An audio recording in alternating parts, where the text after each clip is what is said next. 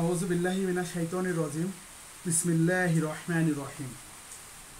ইসলামী আন্দোলন সাফল্যের শর্তাবলী তৃতীয় পর্বের ২১ নং পৃষ্ঠা থেকে অধ্যয়ন করছি। আল্লাহর সাথে সম্পর্ক ও আন্তরিকতা। এই গুণাবলীর মধ্যে সর্বপ্রথম উল্লেখযোগ্য হচ্ছে আল্লাহর সাথে সম্পর্ক ও আন্তরিকতা। দুনিয়ার অন্যান্য কাজ ব্যক্তি, পরিবার, গোত্র, জাতি বা দেশের জন্য করা যেতে পারে।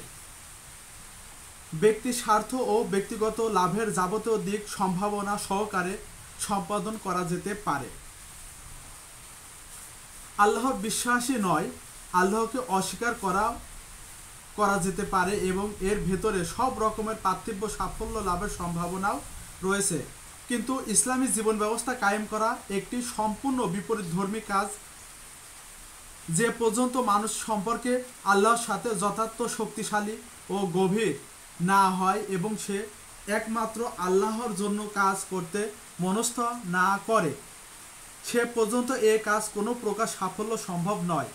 কারণ এখানে মানুষ আল্লাহর দিনকে কায়েম করতে চায়, আর এই জন্য সব কিছু আল্লাহর জন্যই করা প্রয়োজন দেখা দেয়। এ কাজের একমাত্র আল্লাহর সন্তুষ্টি কাম্য হতে হবে। একমাত্র আল্লাহ ভীতি এই কর্মের মূল প্রেরণা হতে পারে। তার সাহায্য ও সমর্থনের ওপর পূর্ণ আস্থা থাকতে হবে।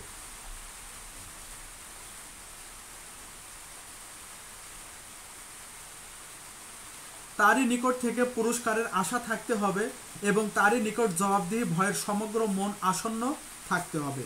এছাড়া আর কোনো ভয়, লোভ, লালসা, প্রীতি ও আনুগত্যের মিশ্রণ এবং অন্য যে কোনো স্বার্থের অন্তর্ভুক্তি এই কাজকে যথাযথ পথ থেকে বিচ্যুত করবে এবং এর ফলে অন্য কিছু কায়েম হতে পারে, কিন্তু আল্লাহ দিনই কায়েম হতে পারে না। আখিরাতের চিন্তা। এই প্রথমোক্ত গুণটির সাথে নিকট সম্পর্কযুক্ত দ্বিতীয় গুণটি হচ্ছে আখিরাতের চিন্তা। যদিও দুনিয়া মুমিনের কর্মস্থল এবং সব কিছু তাকে এখানেই করতে হয়, কিন্তু এতটা সত্ত্বেও সে এই দুনিয়ার জন্য কাজ করে না, বরং আখিরাতের জন্য করে এবং দুনিয়ার সাফল্যের দিকে তার লক্ষ্য থাকে না, বরং তার লক্ষ্য থাকে আখিরাতের ফলাফলের প্রতি। যেসব কাজ আখিরাতে লাভজনক সেসব কাজ করতে হবে এবং যেসব কাজের ফলে আখিরাতে কোনো লাভ হবে না সেগুলো তাকে ত্যাগ করতে হবে। দুনিয়ার যেসব লাভ আখিরাতের ক্ষতিকর সেগুলো তাকে বর্জন করতে হবে, আর দুনিয়ার যেসব ক্ষতি আখিরাতে। ইসলামী আন্দোলন সাফল্যের শর্তাবলী 22 নং পৃষ্ঠা থেকে পড়ছি। লাভজনক সেগুলো তাকে গ্রহণ করতে হবে, তাকে একমাত্র আখিরাতের শান্তি ও পুরস্কারের চিন্তা করতে হবে। দুনিয়ার কোনো শাস্তি ও পুরস্কারের গুরুত্ব তার চোখে থাকা উচিত নয়। এই দুনিয়া তার চেষ্টা ফলপ্রসূ হোক বা না হোক, সে সফলতা বা ব্যর্থতা যারই সম্মুখীন হোক, সকল অবস্থায় তাকে এই বিশ্বাস নিয়ে কাজ করা উচিত যে আল্লাহর জন্য সে এই পরিশ্রম করছে, তার দৃষ্টি থেকে কিছুই প্রসন্ন নেই এবং তার নিকট আখিরাতে চিরন্তন পুরস্কার পাওয়া থেকে সে কোনো ক্রমে বঞ্চিত হবে না এবং সেখানকার সাফল্যই হচ্ছে আসল সাফল্য। এই মানসিকতা ছাড়া এই পথে মানুষের পক্ষে নির্ভুল লক্ষ্যের দিকে এগিয়ে এক পা অগ্রসর হওয়া সম্ভব নয়। দুনিয়ার স্বার্থে সামান্যতম মিশ্রণ এর মধ্যে থাকলে এখানে পদঙ্খল ছাড়া গন্তব্য নেই। যে ব্যক্তি দুনিয়ার সাফল্যকে চূড়ান্ত লক্ষ্য পরিণত করে অগ্রসর হয়, আল্লাহর পথে একটি না হলেও 2-4টি আঘাতে সে হিম্মতহারা হয়ে পড়বে।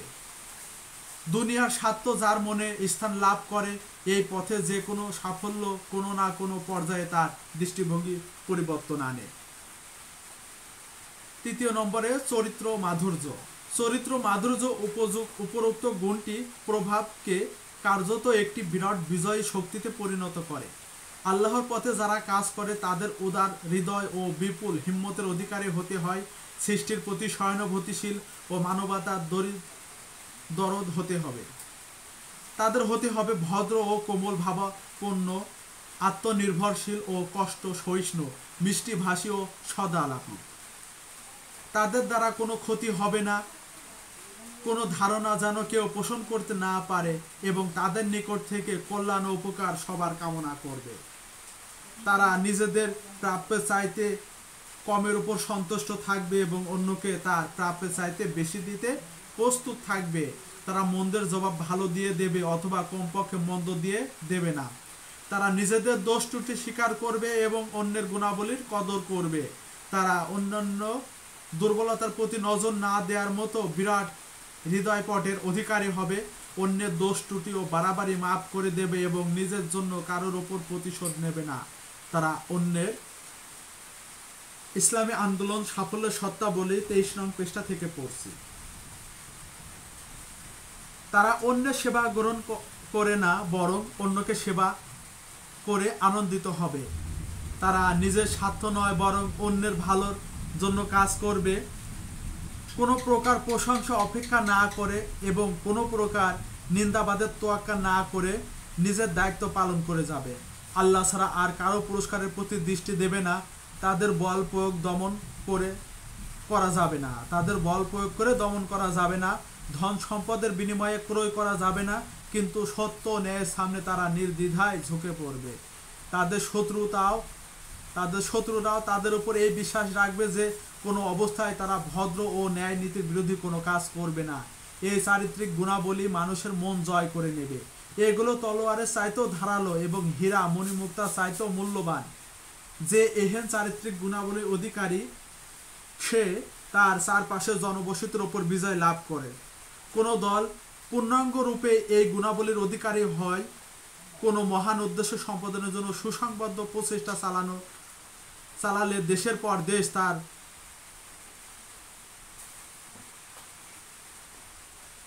করতলগত হতে থাকে এবং দুনিয়ার কোনো শক্তি তাকে পরাজিত করতে সক্ষম হয় না। ধৈর্য, এই সঙ্গে আর একটি গুণ সংযুক্ত আছে, তাকে সাফল্য চাবিকাঠিও বলা যায়, সেটি হচ্ছে ধৈর্য। ধৈর্যের বহু অর্থ এবং আল্লাহর পথে যারা কাজ করে তাদের এই প্রত্যেকটি অর্থের পরিপ্রেক্ষিতে ধৈর্যশীল হতে হয়। ধৈর্যের একটি অর্থ হচ্ছে তাড়াহুড়া না করে নিজের প্রচেষ্টায় তড়িৎ ফল লাভের জন্য অস্থির না হয় এবং বিলম্ব দেখে হিম্মত হারিয়ে না বসা। ধৈর্যশীল ব্যক্তি সারা জীবন একটি উদ্দেশ্য সম্পাদনের জন্য অনবরত পরিশ্রম করতে থাকে এবং একের পর এক ব্যর্থতার সম্মুখীন হয়ে পরিশ্রম থেকে বিরত হয় না। মানুষের সংশোধন ও পরিগঠনের কাজ অন্তর্নিহিত ধৈর্যের মুখাপেক্ষী। বিপুল ধৈর্য ছাড়া কোনো ব্যক্তি এই কাজ সম্পাদনে সক্ষম হয় না। ধৈর্যের দ্বিতীয় অর্থ হচ্ছে তিক্ত স্বভাব, দুর্বল মত ও সংকীর্ণ মনতা রোগে আক্রান্ত না হওয়া। ধৈর্যশীল ব্যক্তি একবার ভেবেচিন্তে যে পথ অবলম্বন করে তার ওপর অবিচল থাকে এবং একাগ্র ইচ্ছা ও সংকীর্ণ পূর্ণ শক্তি নিয়ে অগ্রসর হতে থাকে।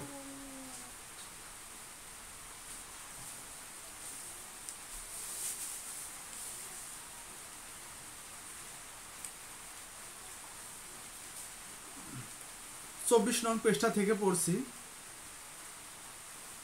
ইসলামী আন্দোলন সাফল্যের শর্তাবলী।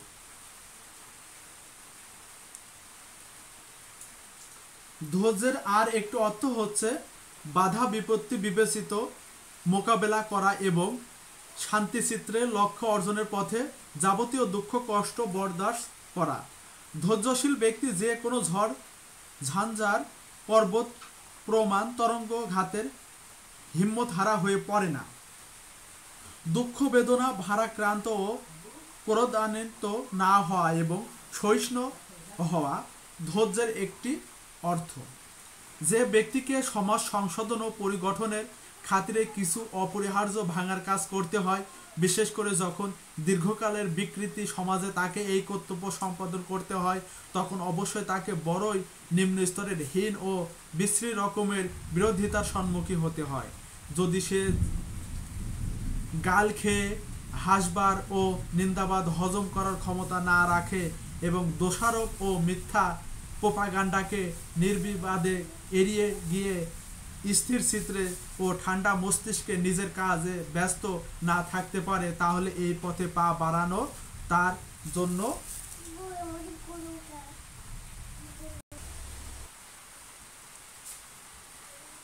এর প্রত্যেকটি কাটা এই দৃঢ় মনোবল নিয়ে মুখ উঁচিয়ে আসে যে মানুষ অন্য যে কোনো দিকে নির্বিঘ্নে অগ্রসর হতে পারে, কিন্তু এ দিকে তাকে 1 ইঞ্চও এগিয়ে আসতে দেওয়া হবে না। এই অগ্রসর যে ব্যক্তি কাপড়ের প্রত্যেকটি কাটা ছাড়াতে ব্যস্ত হবে, সে কেমন করে বা অগ্রসর হবে? এ পথে এমন সব লোকের প্রয়োজন যারা নিজের কাপড়কে কোনো কাটা বিঁধলে কাপড়ের যে অংশটি ছিঁড়ে কাটা গাছের গায়ে লেগে আসে রেখে দিয়ে নিজের পথে এগিয়ে যেতে থাকবে।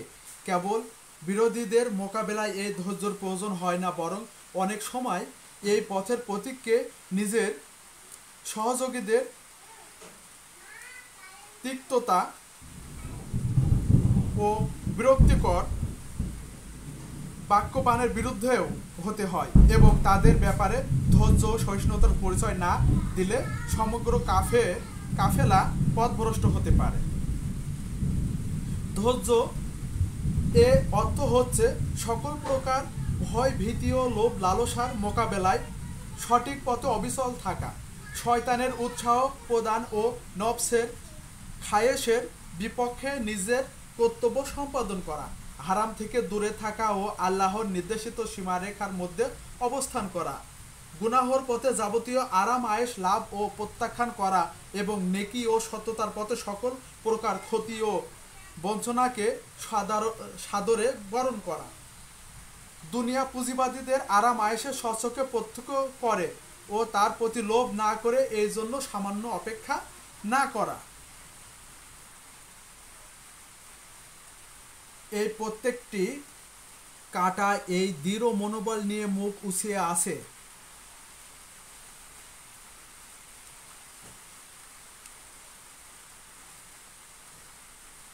এই প্রত্যেকটি কাটা ও দৃঢ় মনোবল নিয়ে মুখ উঁচিয়ে আসে যে মানুষ অন্য যে কোনো দিকে নির্বিঘ্ন অগ্রসর হতে পারে, কিন্তু এই দিকে তাকে 1 ইঞ্চি অগ্রসর এগিয়ে আসতে দেওয়া হবে না।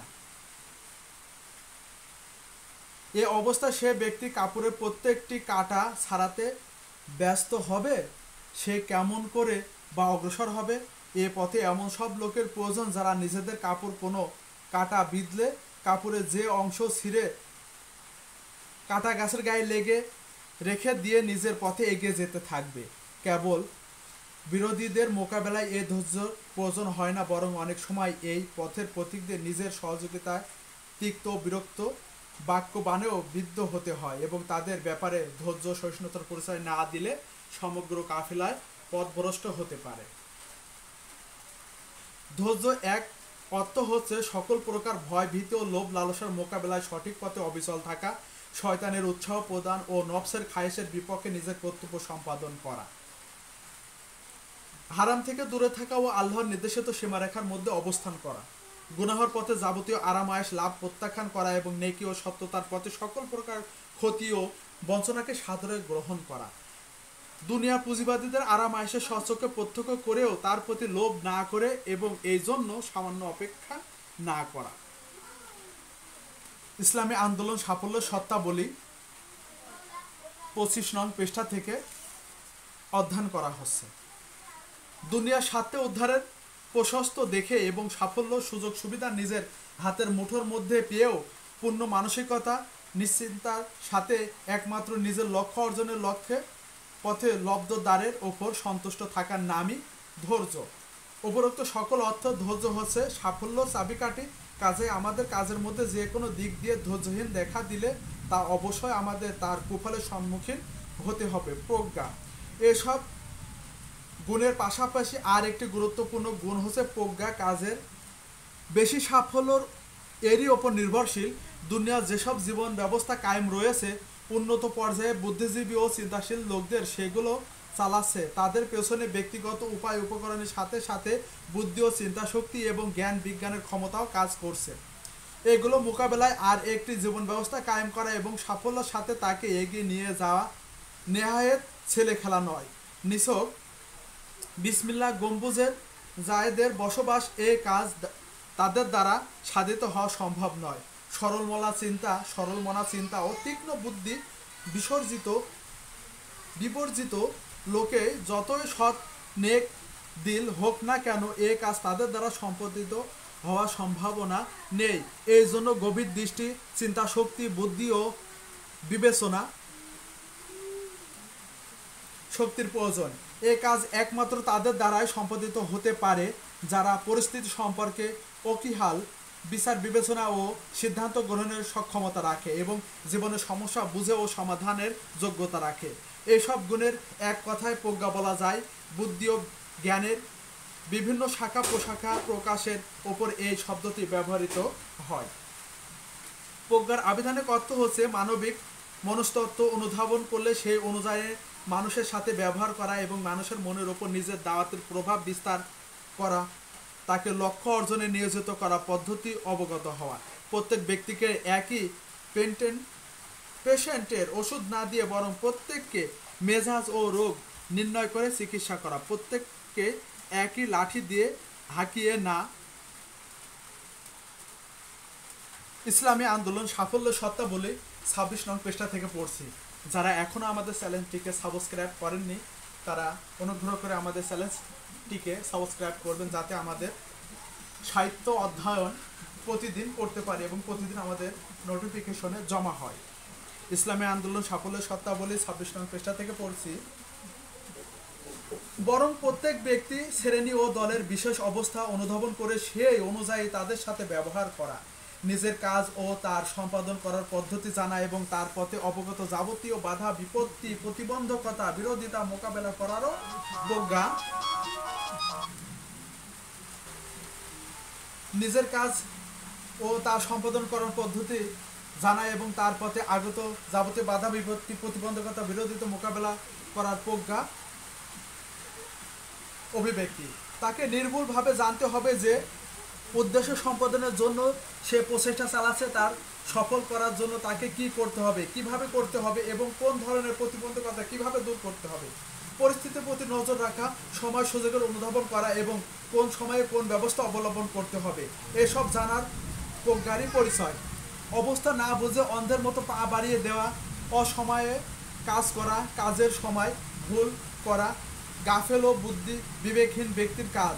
এই ধরনের লোকেরা নিজেদের উদ্দেশ্য সম্পাদনের জন্য যতই সততা ও সৎ সংকল্পের সাথে কাজ করুক না কেন তারা কোনো ক্রমেই কামিয়াব হতে পারে না।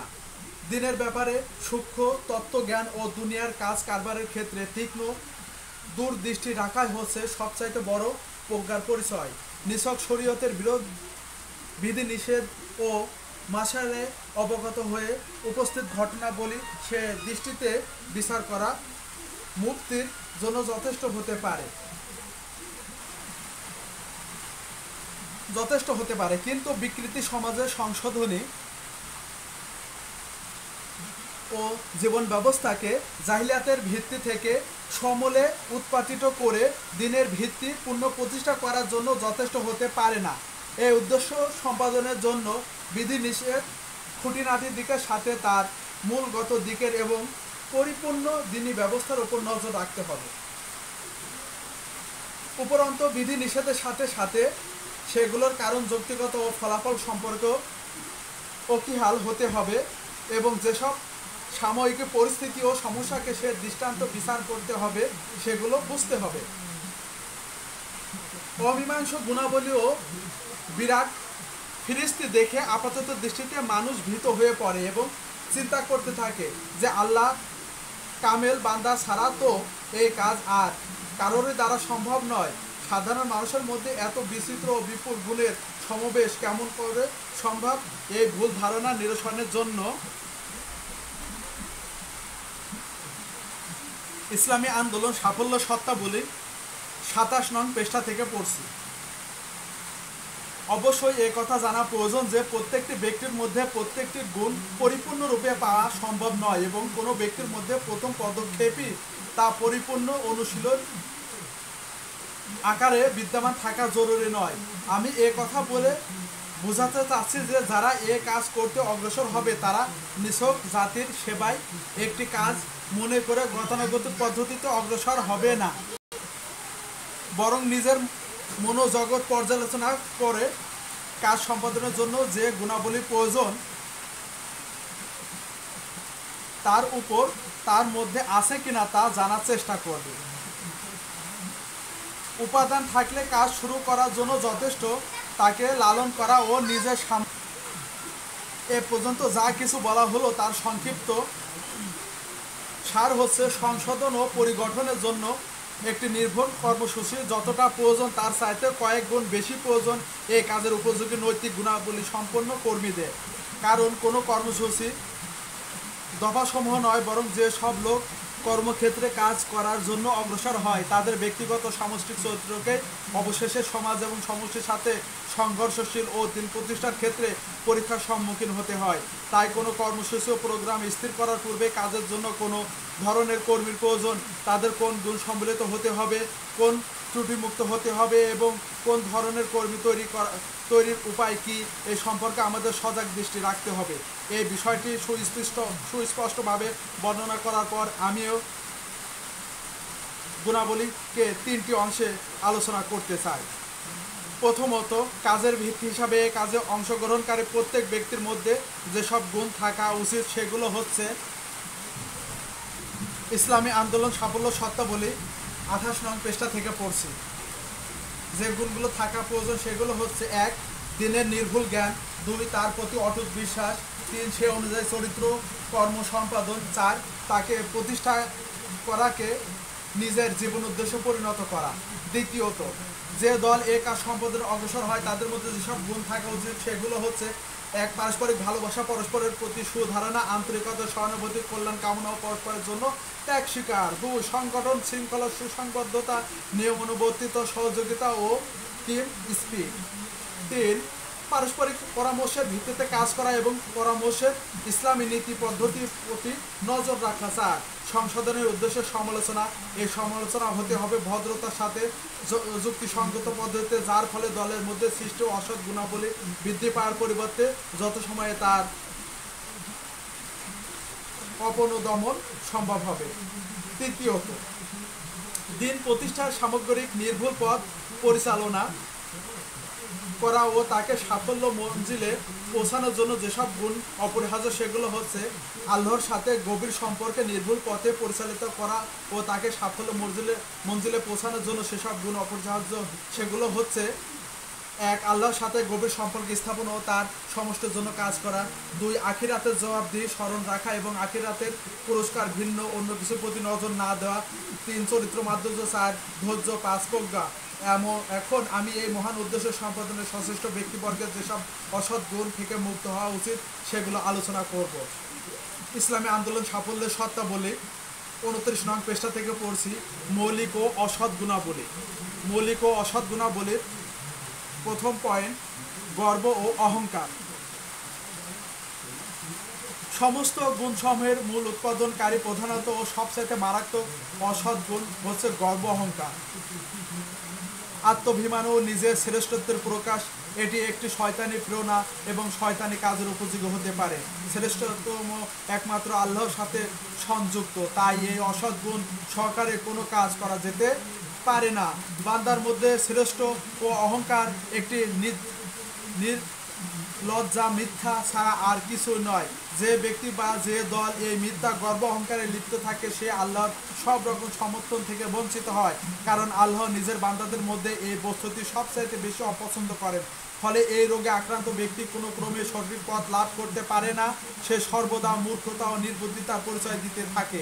এভাবে অবশেষে ব্যর্থতার সম্মুখীন হয়। ফলে মানুষের সাথে ব্যবহারের ক্ষেত্রে সে যত গর্ব অহংকার প্রকাশ করে ততই তার বিরুদ্ধে ঘৃণার পরিবেশ সৃষ্টি হয়, এমনকি অবশেষে সে মানুষের চোখে ঘৃণিত হয়, এমন পর্যায়ে উপনীত হয় যার ফলে মানুষের ওপর তার কোনো নৈতিক প্রভাব কায়েম থাকে না।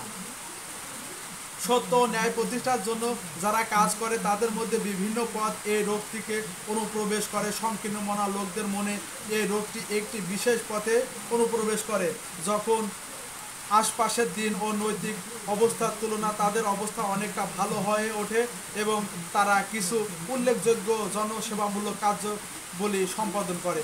ফলে অন্যের মুখেও তার স্বীকৃতি শোনা যায়। তখন শয়তান তাদের অন্তরে ওয়াসওয়াসা পয়দা করতে থাকে, সত্যই তোমরা মহাবুজুর্গ হয়ে গেছো।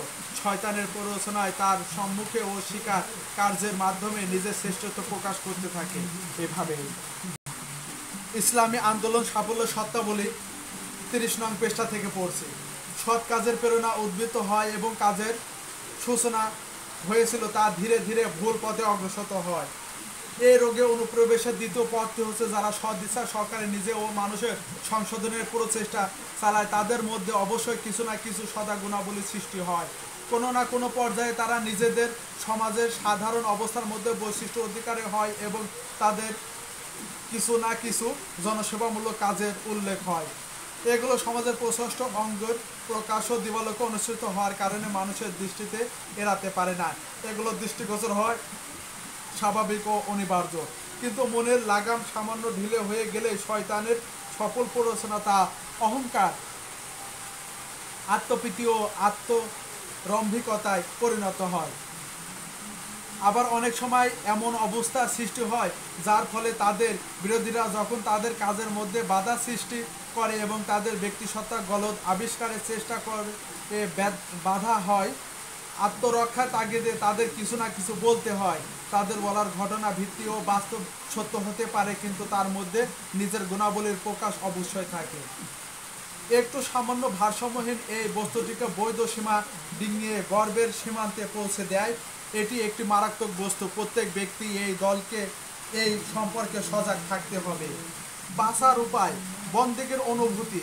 যারা আন্তরিকতার সাথে সংস্কার ও সংশোধনের উদ্দেশ্য নিয়ে অগ্রসর হয় তাদের মধ্যে ব্যক্তিগত ও দলগতভাবে অবশ্যই বন্দেগের অনুভূতি নিছক বিদ্যমান নয়, বরং জীবিত ও তাজা থাকা উচিত। তাদের কখনোই এই নির্লজ্জা সত্য বিস্মিত হওয়া উচিত নয় যে অহংকার ও শ্রেষ্ঠত্ব প্রকাশ একমাত্র আল্লাহর সাথে বিশেষায়িত। আল্লাহর তুলনায় অসহায় ও দীনতা অক্ষমতা ছাড়া বান্দার দ্বিতীয় আর কোনো পরিচয় নেই। কোনো বান্দার মধ্যে যদি সত্যি সদ্গুণের সৃষ্টি হয় তাহলে তা আল্লাহর মেহেরবানি ও গর্ব অহংকারের নয়, বরং কৃতজ্ঞতার বিষয়। এই জন্য আল্লাহর কাছে আরও বেশি করে দীনতা প্রকাশ করা উচিত এবং সামান্য মূলধনকেও সংকীর্ণ মনতার সেবায় নিয়োজিত করা উচিত। এর ফলে আল্লাহ আরও মেহেরবানি করবেন এবং এই মূলধন ফুলে ফেঁপে উঠবে সদ্গুণ সৃষ্টি হওয়ার পর। ৩০ নং পৃষ্ঠা এখানে শেষ হলো আমাদের তৃতীয় পর্ব, ইসলাম আন্দোলনের সাফল্য শর্তাবলী। যারা আমাদের চ্যানেলটি শোনেন তারা অবশ্যই আমাদের চ্যানেলটিকে সাবস্ক্রাইব করে রাখবেন এবং দিন প্রচারের সহযোগী হবেন। আপনাদের সকলের সুস্বাস্থ্য কামনা করে এখানে শেষ করছি। আসসালামু আলাইকুম রহমতুল্লাহ।